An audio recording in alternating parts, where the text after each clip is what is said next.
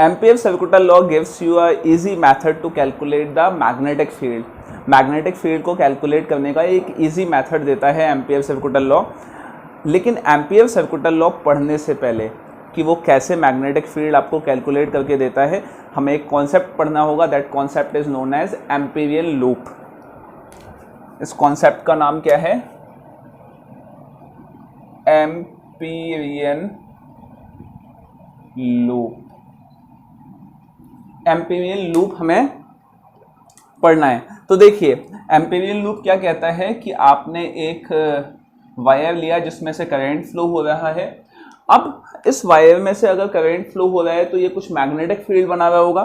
तो एक कंडीशन हमने सोची कि इस वायर से अगर r डिस्टेंस पे मैग्नेटिक फील्ड कैलकुलेट किया जाए तो वो मैग्नेटिक फील्ड आ जाएगा B। ठीक है, चलिए फिर आपने क्या किया, इस वायर से सेम r डिस्टेंस पे मैग्नेटिक फील्ड आपने इस तरफ कैलकुलेट की। सेम r डिस्टेंस पे मैग्नेटिक फील्ड आपने यहां कैलकुलेट की। सेम r डिस्टेंस पे आपने मैग्नेटिक फील्ड यहां कैलकुलेट की। तो हर डायरेक्शन में आने वाली मैग्नेटिक फील्ड सेम होगी।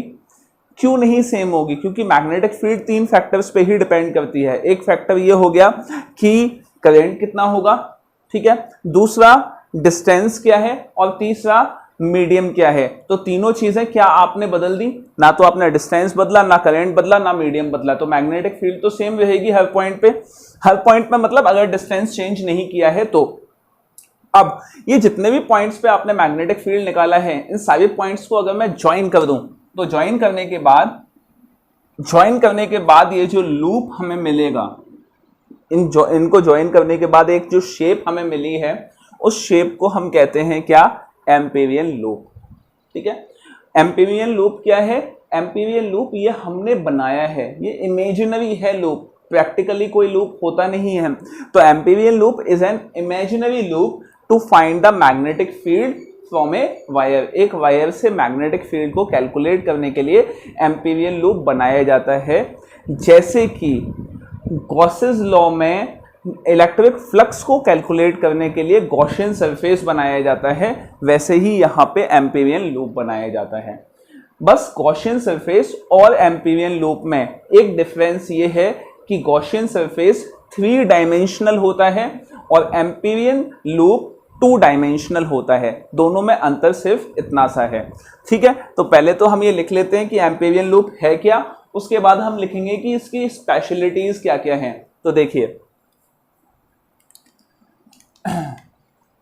It is an imaginary loop drawn around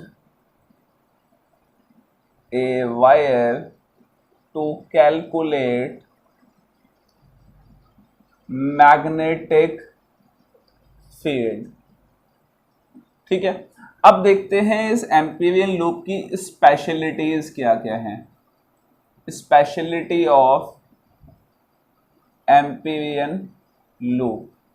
Amperian loop की स्पेशलिटी देखिए, पहली स्पेशलिटी जो सामने नजर आ गई आपको कि इस लूप पे कहीं पे भी यहां यहां यहां यहां यहां कहीं पे भी आप मैग्नेटिक फील्ड कैलकुलेट कीजिए, वो मैग्नेटिक फील्ड आपको कांस्टेंट मिलेगी।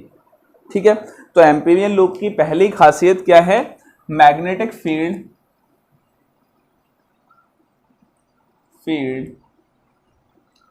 Will be constant throughout the loop. दूसरी स्पेशलिटी अपने आप में स्पेशल है। समझिए कि वो है क्या दूसरी स्पेशलिटी। देखिए, ये जो वायर है उसने कुछ मैग्नेटिक फील्ड बनाई। मैग्नेटिक फील्ड बी यहां बनाई, बी ही यहां बनाई, बी ही यहां बनाई, बी ही यहां बनाई। हर जगह मैग्नेटिक फील्ड ये सेम बना रहा है। अगर मैं उस मैग्नेटिक फील्ड की न्यूमेरिकल वैल्यू की बात करूं तो मैंने कहा कि फॉर एग्जांपल वो मैग्नेटिक फील्ड बना रहा है 5 टेस्ला की, तो 5 टेस्ला की मैग्नेटिक फील्ड वो हर जगह बना रहा है। तो सवाल ये है कि टोटल मैग्नेटिक फील्ड कितनी बना रहा है? अगर 5 यहां बना रहा है, 5 यहां, 5 यहां, 5 यहां, 5 यहां, 5 यहां, 5 यहां, 5 यहां, तो टोटल मैग्नेटिक फील्ड कितनी बना रहा है, तो उसके लिए हम क्या करते हैं, उसके लिए हम उसको कैलकुलेट करने के लिए, मतलब टोटल मैग्नेटिक फील्ड को कैलकुलेट करने के लिए हम एक छोटा एलिमेंट ले लेते हैं dl, और हम कहेंगे कि इस छोटे एलिमेंट से जो मैग्नेटिक फील्ड पास हो रही है मतलब इस छोटे एलिमेंट पे जो मैग्नेटिक फील्ड है वो कितनी है, 5 टेस्ला है। अब इस पे अगर 5 टेस्ला है तो dl ये छोटा सा हुआ, फिर आगे हमने एक और dl ले लिया, एक और dl सबको ऐड कर दिया, और ऐड करने का तरीका क्या है, इंटीग्रेट कर दिया, सभी को इंटीग्रेट कर दिया, तो आपके पास कंप्लीट इस लूप की लेंथ के लिए मैग्नेटिक फील्ड आ जाएगी। ठीक है, अब देखिए वो हम काम बाद में करेंगे, टोटल मैग्नेटिक फील्ड कैलकुलेट करने का काम बाद में करेंगे। पहले तो ये देखें कि इस डीएल की स्पेशलिटी क्या होती है। डीएल क्या है, स्मॉल करेंट एलिमेंट है, स्मॉल लेंथ का, इनफाइनाइटली स्मॉल लेंथ का करेंट एलिमेंट है। अब लेंथ की जो क्वालिटी है, लेंथ कैसी क्वांटिटी है, लेंथ एक स्केलर क्वांटिटी है, लेकिन ये डीएल जो है वो स्केलर क्वांटिटी नहीं है। उसकी वजह ये है कि डीएल अपने आप में लेंथ में स्मॉल है, दूसरी बात ये है कि ये करंट एलिमेंट है, ये करंट के डायरेक्शन को शो कर रहा है। ठीक है, तो जब आप करंट के लिए लेते हैं तो ये करंट एलिमेंट होता है, जब आप मैग्नेटिक फील्ड कैलकुलेट करने के लिए ले रहे हैं तो ये बेसिकली लेंथ एलिमेंट है, जहां पे आप मैग्नेटिक फील्ड कैलकुलेट कर रहे हैं। तो मैग्नेटिक फील्ड कैलकुलेट करने के लिए आप लेंथ एलिमेंट जो ले रहे हैं वो मैग्नेटिक फील्ड की डायरेक्शन को भी शो करेगा। ठीक है, तो देखिए मैग्नेटिक फील्ड, क्योंकि आपने ये करंट है, अगर इसकी वजह से मैग्नेटिक फील्ड निकालनी है तो right hand thumb rule use करें हम, तो मैग्नेटिक फील्ड निकालेंगे तो मैग्नेटिक फील्ड कैसी बनेगी, ये मैग्नेटिक फील्ड का डायरेक्शन हो गया। ठीक है, और ये ही डायरेक्शन किसका हो गया, डीएल का, तो मैग्नेटिक फील्ड का डायरेक्शन भी यही और डीएल का डायरेक्शन भी यही, और आपको क्या मिल जाएगा, मैग्नेटिक फील्ड। क्या समझ में आ गई बात, ये आपके पास दोनों के डायरेक्शन आ जाएंगे। तो एम्पीरियन लूप की दूसरी स्पेशलिटी ये होती है कि एम्पीरियन लूप में हमेशा डीएल और मैग्नेटिक फील्ड के बीच का जो एंगल होता है वो हमेशा क्या होता है, कांस्टेंट होता है। तो angle between dl and B will always be constant, वो हमेशा क्या होगा, कांस्टेंट होगा। पहले अब हम पढ़ेंगे कि एम्पीयर सर्कुलर लॉ क्या होती है।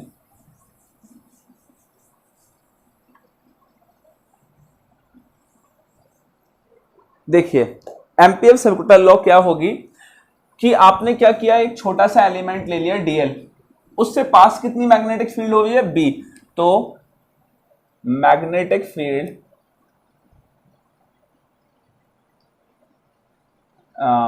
फॉर डीएल के लिए मैग्नेटिक फील्ड कितनी होगी, that will be B dot dl. Magnetic field को आपने स्मॉल एलिमेंट से मल्टीप्लाई कर दिया and it is dot product because it is involving angle, so dot product को हटाएंगे तो cos थीटा आ जाएगा यहाँ पे। चलिए अब डीएल के लिए इतना, तो कंप्लीट लेंथ के लिए मैग्नेटिक फील्ड कितना होगा, so total magnetic field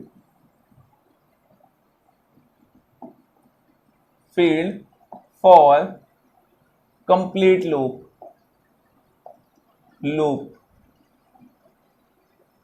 loop having length L। ठीक है, तो आप इस कंप्लीट लूप के लिए जब निकालेंगे तो क्या करेंगे हम, आपने लिखा स्मॉल लेंथ के लिए मैग्नेटिक फील्ड है B डॉट DL, तो अगर आपको कंप्लीट के लिए निकालना है तो क्या करेंगे, DL plus DL plus DL plus DL plus DL plus DL सबको ऐड कर देंगे। ऐड करने का मतलब आप सबको इंटीग्रेट कर देंगे। इंटीग्रेट कर दिया, और क्योंकि आपने यहां DL को जहां से ऐड करना शुरू किया था वहीं तक आप वापस आ गए, मतलब आपने एक क्लोज लूप फॉलो किया है, तो इसको हम बोलते हैं क्या, क्लोज इंटीग्रल। जब इंटीग्रेशन में ये सर्कल बना देते हैं तो इसको हम बोलते हैं क्या, क्लोज इंटीग्रल। तो इतनी टोटल मैग्नेटिक फील्ड हो जाएगी इस लूप के थ्रू। सवाल यह है कि टोटल मैग्नेटिक फील्ड किस चीज पे डिपेंड करेगी, किस कौन कौन से फैक्टर्स पे डिपेंड करेगी? तो देखिए ये डिपेंड करेगी सबसे पहले तो उस फैक्टर पे जिससे ये प्रोड्यूस हुई है। किससे प्रोड्यूस हुई है? करंट से प्रोड्यूस हुई है, तो it will be equal to I, and it will also depend in which medium this wire is kept. ये जो वायर है वो कौन से मीडियम में रखा हुआ है, मीडियम का इफेक्ट तो पड़ता है ना, मीडियम ही ये डिसाइड करता है कि कितनी number of magnetic field lines pass होंगी, तो ये मीडियम पे भी इफेक्ट करेगा, मीडियम पे भी डिपेंड करेगा, तो ये होगा म्यू नॉट आई। अब आपका सवाल ये भी हो सकता है कि सर क्या डिस्टेंस पे डिपेंड नहीं करेगा?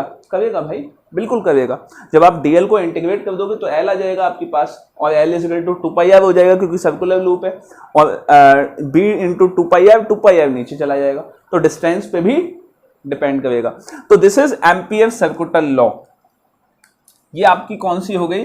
ये हो गई आपकी एम्पियर सर्कुलर लॉ।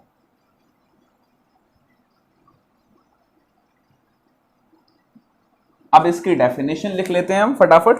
देखिए डेफिनेशन क्या कहती है? Close integral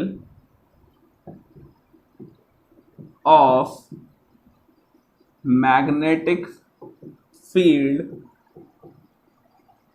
for entire loop will be equal to,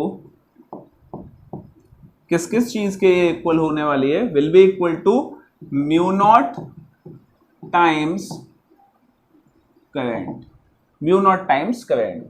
ठीक है, ये इसके इक्वल हो जाएगी। ठीक है, अब देखिए एम्पियर सर्कुलर लॉ पढ़ ली हमने, अब इसकी एप्लीकेशंस पढ़ेंगे। 3 एप्लीकेशंस हैं इसकी। फर्स्ट है इनफाइनाइट वायर के लिए, दूसरी है सोलेनॉइड के लिए, और तीसरी है एक टॉरॉइड के लिए। तो सबसे पहले हम पढ़ेंगे, आज जो पढ़ेंगे वो एक इनफाइनाइट वायर के लिए पढ़ेंगे, कल सोलेनॉइड और टॉरॉइड के लिए पढ़ेंगे कल। Application of Ampere circular law, और उसमें फर्स्ट एप्लीकेशन क्या हो गई? Magnetic field due to long infinite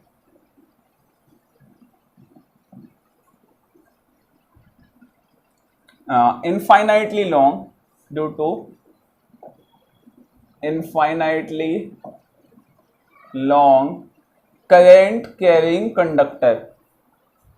ठीक है, तो देखिए एक आपके पास लॉन्ग करंट कैरिंग कंडक्टर है आई, इसकी वजह से जब मैग्नेटिक फील्ड बनाएंगे तो करंट के डायरेक्शन में राइट हैंड थंब रूल लगा देंगे, तो मैग्नेटिक फील्ड का डायरेक्शन आपको कैसा मिल जाएगा? ये डायरेक्शन हो जाएगा मैग्नेटिक फील्ड का आई। ठीक है, अब ये जो है, ये जो डिस्टेंस हो गया वो कितना हो गया? आर। अब निकालेंगे हम कि ये मैग्नेटिक फील्ड होगा कितना। तो देखिए, सो मैग्नेटिक फील्ड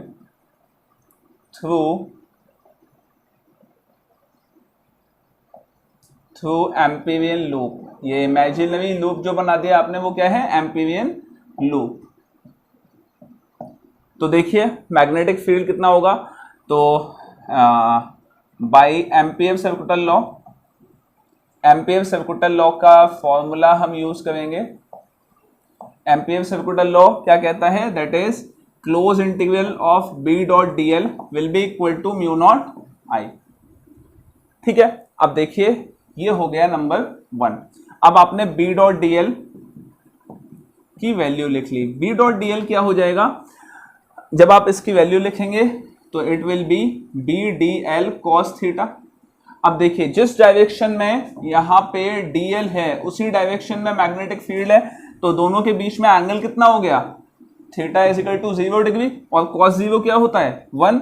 तो B dot D L will be equal to B d l, और डी एल को आपने इंटीग्रेट कर दिया तो क्या हो जाएगा? ये b into L. And what is the length of this Amperian loop? इसकी लेंथ कितनी हो जाएगी? Its length will be b into 2πr। This is second. Now we will equate 1 and 2, equate 1 and 2, 1 and 2 को equate करेंगे तो देखिए first में b dot D l is equal to क्या है? म्यू नॉट इंटू आई, और सेकेंड में b dot D l is equal to क्या है? b into 2πr। So B will be equal to mu naught I upon 2πr. So this is the value of magnetic field for long infinite current carrying conductor. याद कीजिए कि जब आपने Biot Savart law में आपने first application की थी infinitely long conductor के लिए, जब आपने मैग्नेटिक फील्ड निकाला था तो क्या यही वैल्यू निकल के आई थी? लेकिन वो वैल्यू आपके डेड पेज में निकल के आई थी, ये 1 2 3 4 लाइन में निकल के आ गई है, ठीक है। इसीलिए मैंने स्टार्टिंग में कहा था कि एम्पियर सर्किटल लॉ आपको एक इजी मेथड देता है मैग्नेटिक फील्ड कैलकुलेट करने का। चलिए अब आगे बढ़ेंगे, 2 एप्लीकेशंस इसकी बची हुई हैं, वो नेक्स्ट में पढ़ेंगे।